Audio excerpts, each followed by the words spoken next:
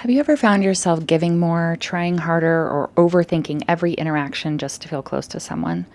You care deeply, you want to love well, you want your relationships to feel safe and mutual. But what if some of the things you're doing out of love are actually patterns of control your nervous system is running without you even realizing it? That doesn't make you manipulative, it makes you human.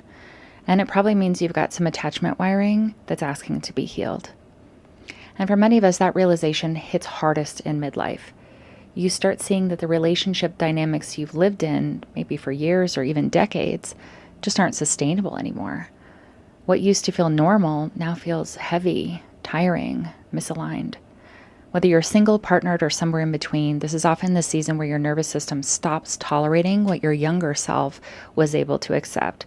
And that's not a failure, it's a sign you're ready to heal on a deeper level. That's where attachment comes in, and that's what we're diving into today. If you're new here, I'm Natalie. If you're returning, thank you so much. Welcome to Sacred in Bloom, a space for midlife women who are ready to return to calm and joy, reclaim their power, and rise into the next chapter of their life with clarity, vitality, and deep self-trust. I create content to help you heal old patterns, connect to your body, and step into the kind of life and love that actually nourish you. So if you aren't familiar with attachment theory, I'm just going to give you a little rundown. It's a psychological framework that explains how we relate to others based on our earliest emotional bonds, usually with caregivers.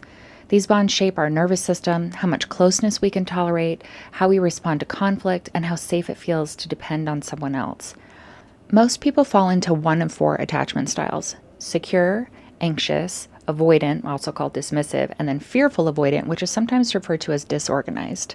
Most of us aren't just one. We usually carry a dominant pattern and fragments of others, especially if we've experienced trauma or inconsistency. But here's the part most people miss.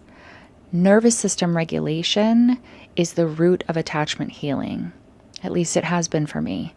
Because attachment isn't just about psychology, it's about physiology. It lives in your body, not just your mind. I know for me, I read a ton of books and went to literally years of therapy, but my attachment style didn't really start to shift until I started doing this somatic work that I do now and that I teach. When you're anxious, avoidant, or fearful avoidant, you're not just being dramatic or distant. Your body is literally trying to survive a perceived threat to connection or autonomy. It's your nervous system saying, stay close or I'll be abandoned, or pull away or I'll be overwhelmed. Come here, but don't hurt me. That's why nervous system work is so powerful, because it helps you slow down and shift your nervous system state before you start to react from your wound. It helps you interpret that loop and start to create safety and new ways of being in relationship. So let's walk through what that actually looks like in real time, starting with anxious attachment. If you lean anxious, you often feel urgency in relationships. You try to stay connected at all costs, texting, overgiving, anticipating needs, overfunctioning, hoping that if you do enough, you'll be enough for them. You'll feel safe. But from my experience, you never really do feel safe. You are trapped in this belief that if you can just do and say the right things in the right way, you might be able to earn love, and they might not abandon you. So, where does this come from? As a child, love may have felt inconsistent, sometimes warm and attuned, and sometimes withdrawn or unavailable. Maybe your physical needs were met, but not your emotional ones, so you learned to suppress them. You learned to stay hypervigilant, trying harder, being easier, and doing more to hold on to connection because it never felt guaranteed. For me, it shows up as managing and monitoring the moods of others as a way to stay safe. One way to notice this in the moment is to catch the impulse to do something right now to soothe the discomfort when you recognize that. So like when your partner pulls away or doesn't text back fast enough or seems distracted, you can spiral, right? You might feel rejected even if they're just busy. You might feel sick to your stomach or tight in your chest or your shoulders or your throat. That means your nervous system is on high alert because it's reading this person's detachment as a threat to your safety. So you give more, offer more, do more, hoping that love and security will come in return, and then your body will feel safe, right? But in that moment, if you can slow down, check in, and notice what's happening in your body, and then try to identify where you're feeling it, right? So if you're feeling a little panicky, you can try pressing your hands against a wall for 10 seconds and then release, and take a deep breath. And then on your exhale, you can like sustain a hum, and that can help to convince your nervous system to take it down a little notch. It helps your body use up some of your stress hormones and simultaneously helps activate your vagus nerve, both of which can help you reset and feel more calm. You might have to do it a few times depending on how flooded you are. Another thing you can try if you aren't feeling super flooded is to simply rest your hand on your chest and take a deep breath. You can go in for 4, hold for 4, and then out to the count of 6. So when you have that longer exhale, you're cueing your body that you are not running from danger. So that can be really helpful in the moment if you can't press on a wall, or you're in the middle of a conversation and you're trying to regulate in front of somebody. Do this until your body comes back to center. And you might want to try, instead of staying in the conversation and continuing to respond to them from your over-functioning, anxious place, try saying, you know what, I need to pause for a second. I'm just going to go to the bathroom real quick. Go to the bathroom and take some deep breaths, push on the wall, do what you need to do so that you can respond to whatever is happening from your more aligned, calmed nervous system. Sometimes you can't get all the way there, but it's enough that you can shift how you're showing up in a way that can create positive change in your relationship. And it takes practice, but the more you do it, the easier it gets. Once you're regulated, it can be really helpful to remind yourself these things. I don't have to earn love by overgiving. I am still safe, even though this distance feels really uncomfortable. I can express my needs and stay grounded, even if they're not instantly met. I will survive, even if this person doesn't come for me, because I'm learning how to show up for myself. And here's the deeper shift. When you stop abandoning yourself by becoming the steady, nurturing presence that you've been seeking, when you hold your boundaries, not as punishment, not as a manipulation, but as a devotion to your own heart, and you choose yourself in that way, I think what you're going to find, at least what's been true for me, is that you learn that you can't truly be abandoned when you stop abandoning yourself. When you stop overgiving, chasing, and overextending, you leave room for people to love you and not feel like they have to take space. Your needs get to matter because you're not so focused on everyone else, on meeting everyone else's needs. If you need help with boundaries, I have a full video on how to start creating and holding them, and I'm going to link it here, I think, and then I'll also put it in the show notes for you. Let's talk about fearful avoidant attachment. It can actually be really hard to identify at first because it can look like standard avoidant attachment, which I'm going to talk about next. This one is messy because you want love, but you don't trust it. You crave connection, but you're so afraid of being hurt that you cut it off. You cut yourself off from connection, or you modulate it. You try to control it. to keep yourself safe.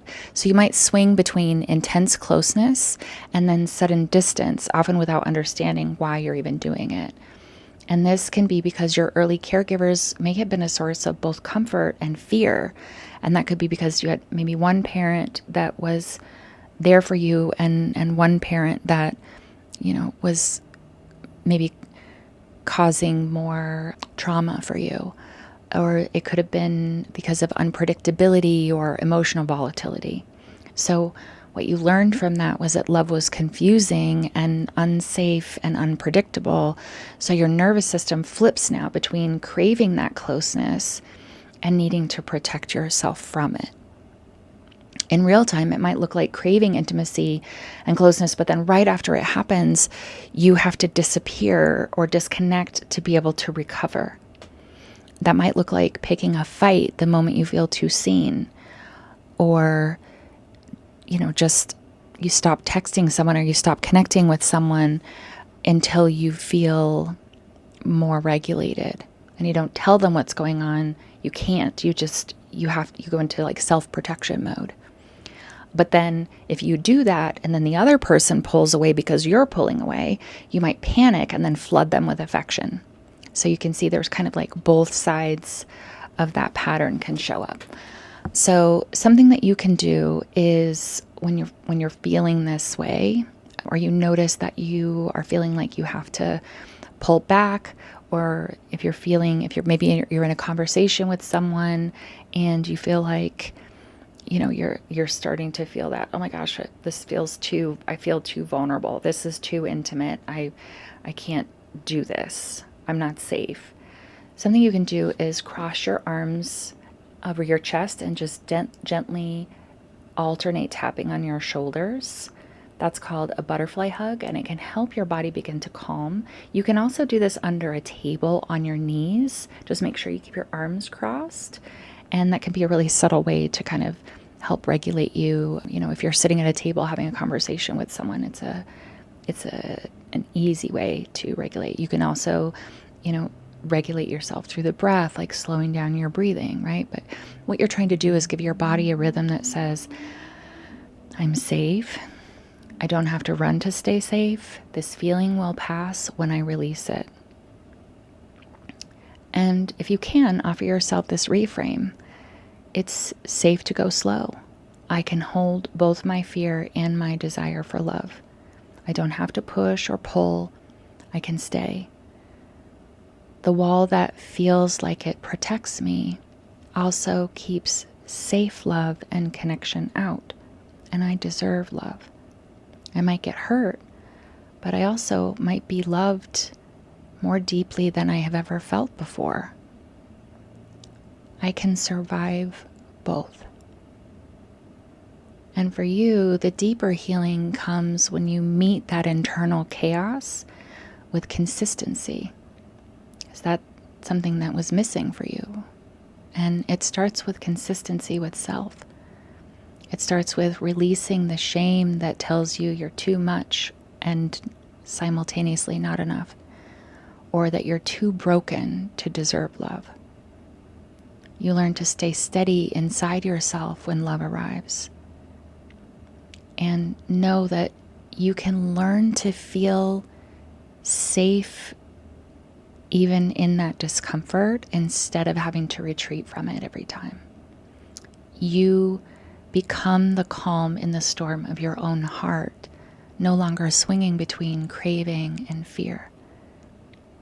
Something that often happens with fearful avoidance is that they may feel okay giving love, but then they struggle to let themselves be seen or known enough to truly receive it.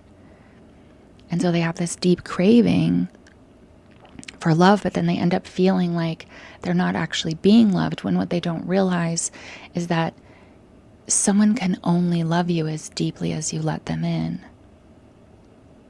And there is a belief a lot of times with fearful avoidance that if someone really knew you, if you really let them in and let them see you, they wouldn't love you. And so you withhold those parts of yourself from others, and sometimes even from yourself. It doesn't You don't have to keep doing that. You can learn safety. So let's talk about avoidant attachment. If you lean avoidant, you probably really value your independence. And again, there may be some crossover here between the fearful avoidant and avoidant, because the fearful avoidant has some of these avoidant tendencies. So listen to both and see kind of where you land. With an avoidant, you really value your independence and your autonomy. You tend to feel overwhelmed by emotional demands or other people's emotional expression, because if you can't deal with your own, you certainly don't feel comfortable dealing with someone else's. It just feels like a lot. And so your nervous system copes with that by pulling away, right? Emotionally, intellectually, physically. And for you, this likely became your coping mechanism because you grew up in an environment where emotions were minimized, dismissed, or even just quietly discouraged. So again, maybe your physical needs were getting met or largely met, but emotionally, your caregivers may not have been able to attune to you in the way that you needed.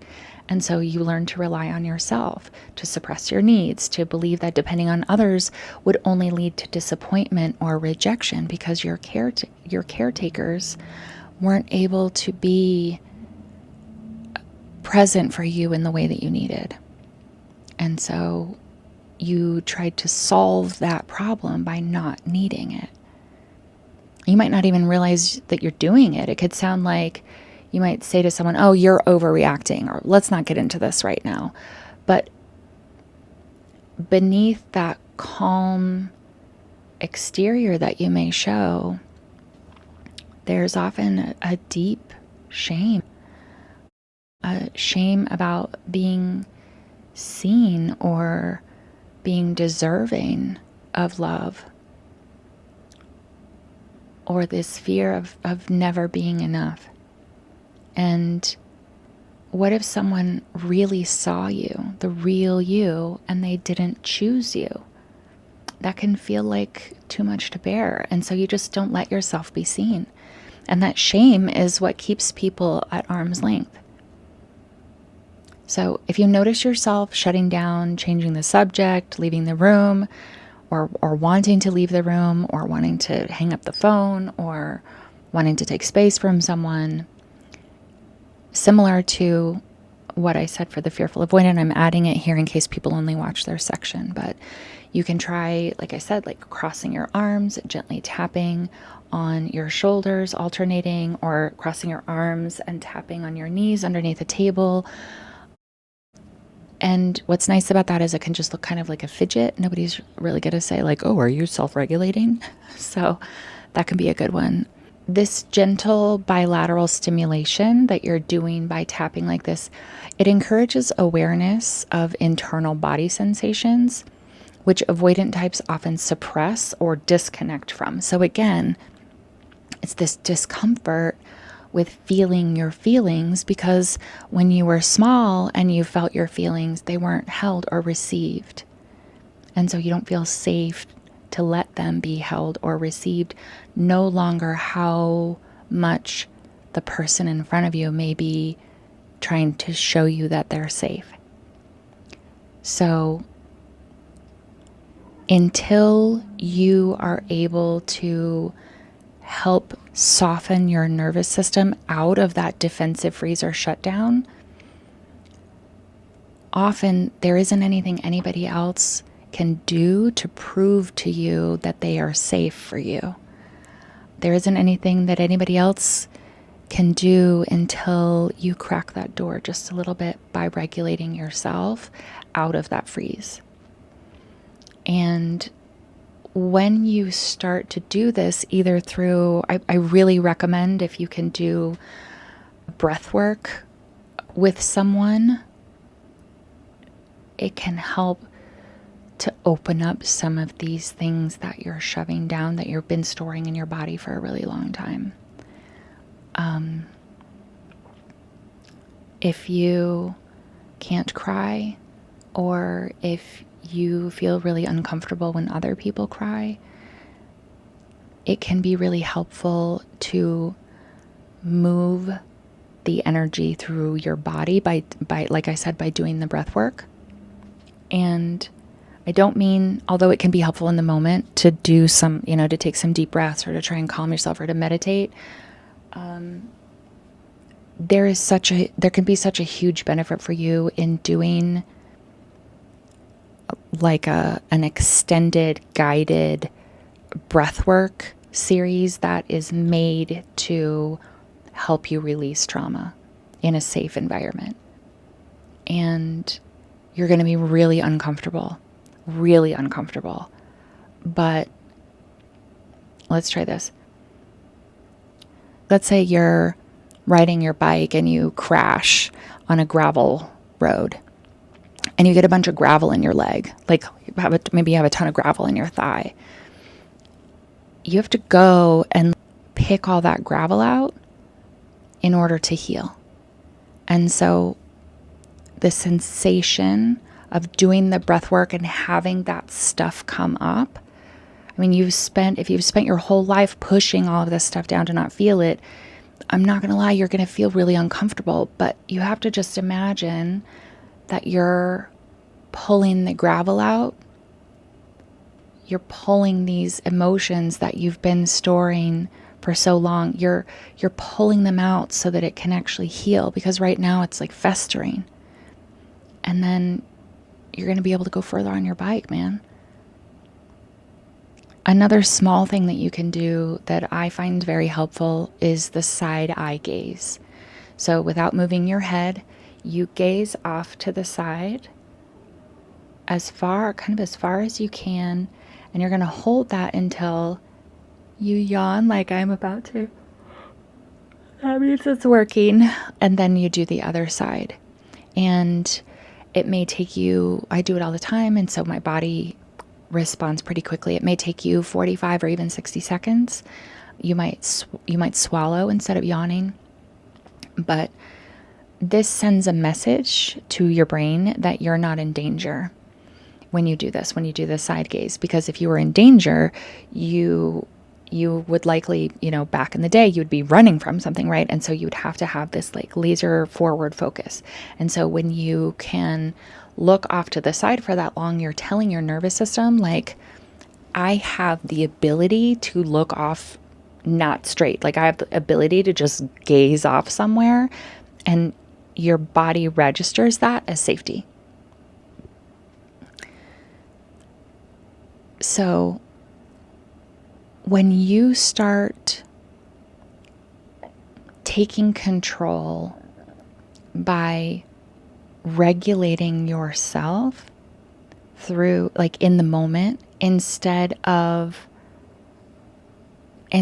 trying to control by retreating, if you can just soften that one layer of protection and remind yourself that discomfort doesn't mean danger, that you can stay open and still feel in control, things can really start to shift.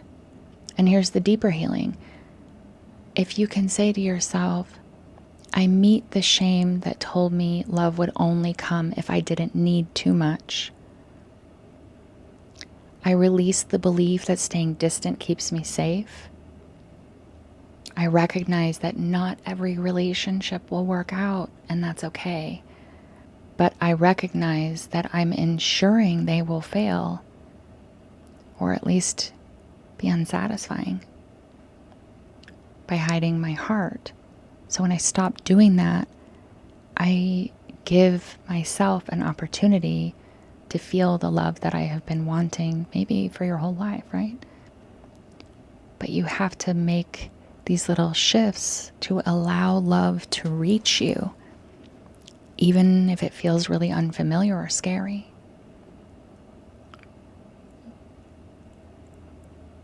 Practice showing up fully, not to guarantee closeness or safety, but because you're worthy of being seen. You're worthy of being fully loved. So avoidant attachment often says, I won't get hurt if I stay in control. But in trying to avoid that rejection or hurt, you end up, like I said, you end up rejecting love before it even has a chance to reach you or a chance to grow. Even if one of these styles describes you perfectly, it's worth understanding them all, because if you're an avoidant, chances are you've been in a relationship with someone anxious. If you're anxious, you probably love someone avoidant who withdraws from you, and it tears you up. And if you're a fearful avoidant, you've probably felt both patterns playing out inside you, and that's really hard. So understanding the nervous system, what's happening in the nervous system behind each pattern, helps you stop personalizing someone else's behavior, and you begin to see what's really happening, not just on the surface, but underneath. And it gives you a chance to begin meeting how they're coping with empathy and meeting your own with compassion. And that's when real change can actually happen. You don't have to fix your attachment style overnight. You don't really have to fix it at all if you don't want to, right? But in my own journey, it's been some of the best inner work that I've done, because functioning from that place, from that pattern, man, life is too short. It gets so old. And you don't have to be perfectly regulated all the time, but you can learn to catch your patterns. You can learn to pause.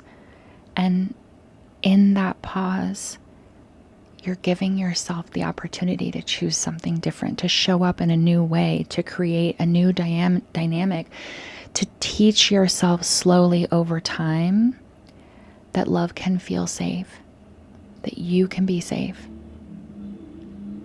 Because really, you probably don't like feeling anxious all the time. I know I didn't. And when I hit midlife, it became unsustainable, exhausting, and I realized the true cost of my overfunctioning, not just for me, but for my partner and my relationship. I think I've seen a lot of videos on YouTube where we kind of, I don't know if I want to say demonize, but tend to put a lot on the avoidant because they're the one who's retreating, and it looks like the anxious person is the one doing a lot of effort.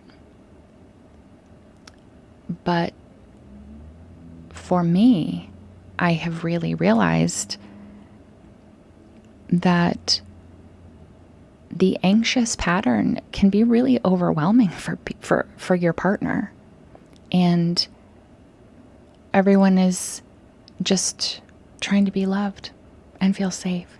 We're just doing it in really different ways.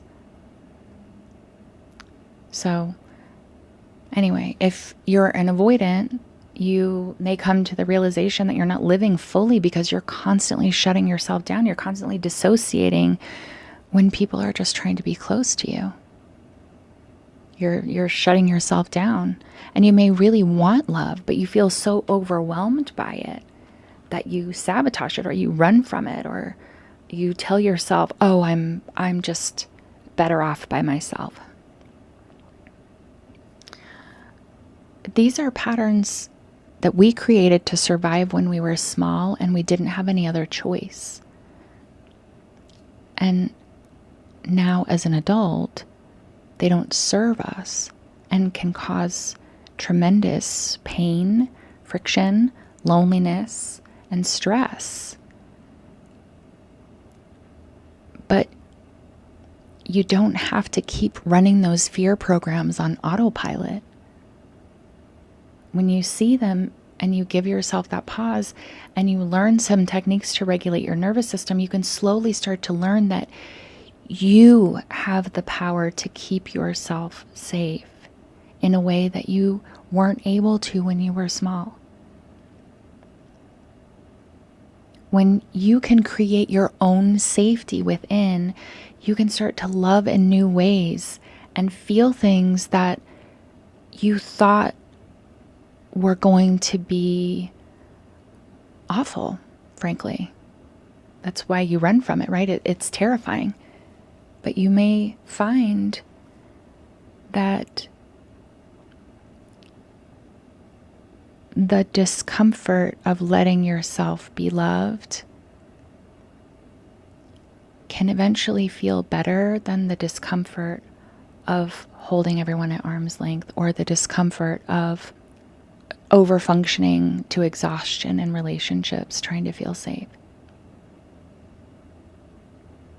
You can start to, like I said, love in new ways and feel new things and have it not be so scary, and you can get your needs met, and you can let yourself finally exhale from a pattern that's been keeping you prisoner. And that's what healing looks like. It's not perfection, it's awareness. It's not control. It's regulating yourself into a new way of connecting. And that starts in your body. And I really hope that you give this a try, because it takes a long time. It's taken me a long time, but it's worth it. And you deserve to be fully loved.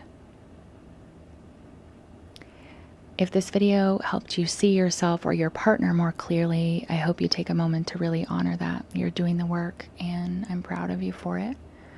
And if you want to go deeper, check out the free PDF that I'm going to put in the description for you. It just breaks down each attachment style with nervous system tools that you can use right away, plus some healing reflections you can return to at any time.